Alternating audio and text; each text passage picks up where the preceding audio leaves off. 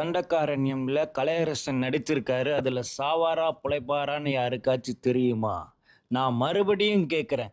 தண்டக்காரண்யம்ல கலையரசன் நடிச்சிருக்காரு. அதுல சாவாரா பொழைப்பாரான்னு யாருக்காச்சும் தெரியுமா?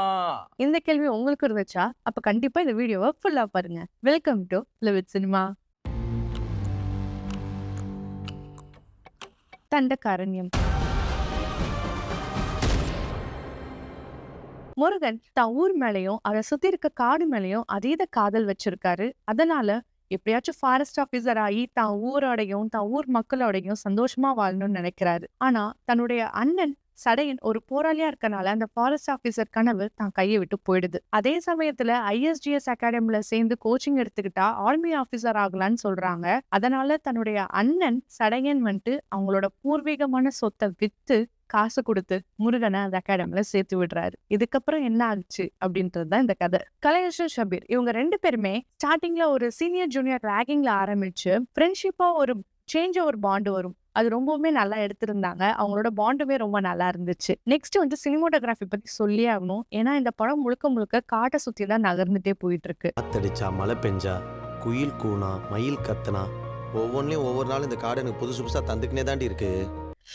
காடை எந்த அளவுக்கு அழகா காட்ட முடியுமோ அந்த அளவுக்கு அழகா ஸ்கிரீன்ல பிரசன்ட் பண்ணியிருக்காரு பிரதீப் காளிராஜா. ஏன்னா ஒவ்வொரு சீன்லயுமே நம்ம மூழ்கி பார்க்கும் போதுல அந்த காட்டுக்குள்ளேயே போயிட்டு வர மாதிரி இருக்கும். முக்கியமா லவ் சீன்ஸ்ல எல்லாம் அந்த காடை பார்க்கும் போது நம்மளுக்கே காதல் வரும். ஹாண்டிங்கான சீன்ஸ்ல அந்த காடை பார்க்கும்போது நம்மளுக்கே பயம் வரும். அந்த அளவுக்கு தத்ரூபமாவும் நேர்த்தியாவும் எடுத்திருக்காரு அவரு. அது மட்டும் இல்லாம படத்துல வர ஒவ்வொரு கேரக்டர்ஸுமே அவங்களுக்கு கொடுக்கப்பட்ட கேரக்டர்ஸை ரொம்ப அழகா பிரசன்ட் பண்ணியிருக்காங்க. ஸ்பெஷல் மென்ஷன் உஸ்தாத் கேரக்டர்ல பண்ணியிருந்த யுவன் மயில்சாமி. இந்த கேம்ப் நீங்க ரெகுலரா பாக்குற மாதிரி இல்ல. ஸ்குவாட் சவுதன். இந்த ஒரு கேரக்டரை இப்படி ஒரு ஆள் பண்ணாதான் அந்த கேரக்டர் பூர்த்தி அடையும். அந்த மாதிரிதான் அவர் பண்ணியிருந்தாரு. அது மட்டும் இல்லாம இந்த மூவிக்கு இன்னொரு பிளஸ் பாயிண்ட்னு சொல்லணும்னா கண்டிப்பா மியூசிக் தான். ஜஸ்டின் பிரபாகரன் அவரோட சம்பவத்தை சூப்பரா பண்ணியிருக்காரு. எனக்கு அந்த மியூசிக் எல்லாமே பிடிச்சிருந்துச்சு. And song placement and BGM பிளேஸ்மெண்ட்டும் கரெக்டா இருந்துச்சு. லவ் போர்ஷன்ஸ் பத்தி சொல்லணும் அப்படின்னா இதுல 2 வகையான லவ் போர்ஷன்ஸை ஹேண்டில் பண்ணிருக்காங்க.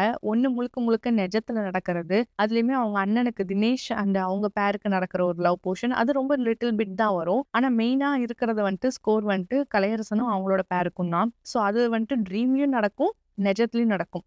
ஸோ 2த்தையுமே டிஃபரன்ஷியேட் பண்ணி காட்டி அழகா ஹேண்டில் பண்ணியிருந்தது ரொம்ப நல்லா இருந்துச்சு. தினேஷோட கேரக்டர் பத்தி சொல்லணும்னா எனக்கு ஒரு மிக்ஸ்டு ஃபீலிங்ஸ் தான் இருக்கு. ராவோட ராவா கோட்டையில் உட்காந்துக்கின்னு புது புது சட்டம் போடுவீங்க, தூங்கி எழுந்து பார்த்தா நாங்கள் குற்றவாளியா? ஏன்னா from start to interval Dinesh தான் சடையன், சடையன் தான் தினேஷ்னு நோட் பிடிச்ச மாதிரி ஃபிக்ஸ் பண்ணிட்டேன். ஆனால் அந்த செகண்ட் ஹாஃப்க்கு அப்புறம் தினேஷோட அந்த சேஞ்ச் ஓவர் வந்துட்டு கொஞ்சம் ஏற்புடையதாக எனக்கு இல்லை. ஏன்னா வந்துட்டு செகண்ட் ஹாஃப்ல கலையரசனுக்கு எந்த அளவுக்கு உண்மைக்கு நிகரா கொண்டுட்டு போனாங்களோ அந்த அளவுக்கு ஸ்கிரீன் பிளே எனக்கு தினேஷ் இல்லையோன்னு தோணுச்சு. தினேஷோட கேரக்டரையும் செகண்ட் ஹாஃப்ல ஸ்கிரீன் பிளேயையும் இன்னும் என்ஹான்ஸ் பண்ணியிருந்தா படம் இன்னுமே சூப்பரா அமைஞ்சிருக்கும். அண்ட் இப்போவுமே it is a good movie. கண்டிப்பா எல்லாருமே போய் பார்க்கலாம்.